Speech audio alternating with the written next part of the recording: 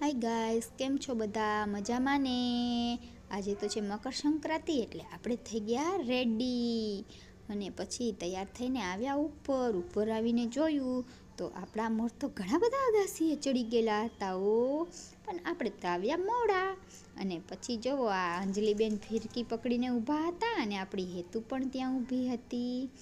અને પછી દક્ષભાઈ ચગાવતા હતા પતંગ.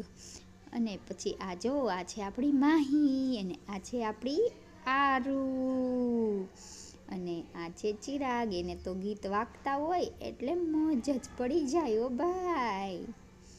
અને પછી ચિરાગ પણ ચગાવવા માંડ્યા પતંગ. અને પછી છે ને, હું આવી ગઈ નીચે, કારણ કે મારે તો બનાવવાની હતી રસોઈ, એટલે આપણે તો નીચે આવવું જ પડે. અને પછી જોયું તો સાસુમાએ બનાવ્યું હતું મસ્ત મજાનું ઊંધિયું, અને મેં બનાવી નાખી ફટોફટ રોટલી. અને પછી જમીને પાછા અમે આવી ગયા ઉપર આવી અને પછી બધાએ જમી લીધું, એટલે બધા હતા મસ્ત મજાની મોજમાં.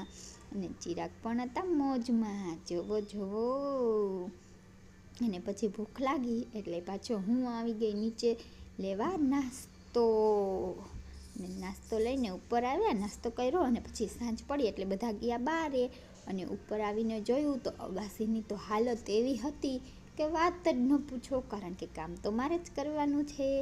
અને છોકરા થાક્યા અગાસીએ પતંગ ચગાવી, એટલે બાજુની અગાસીમાં રમવા માંડ્યા સાત તાલી. અને તોય છતાં ઉડતી હતી ઘણી બધી પતંગો.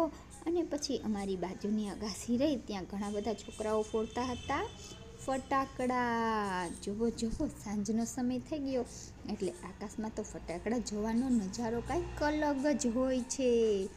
જોઈ જ શકો છો તમે કે કેવું દેખાય છે. તો ગાઈસ, વિડીયો ગમ્યો હોય તો ચેનલને લાઈક કરો અને સબસ્ક્રાઈબ તો જરૂરથી કરજો. અને કોમેન્ટ પણ કરતા જાજો કેવો લાગ્યો વિડીયો.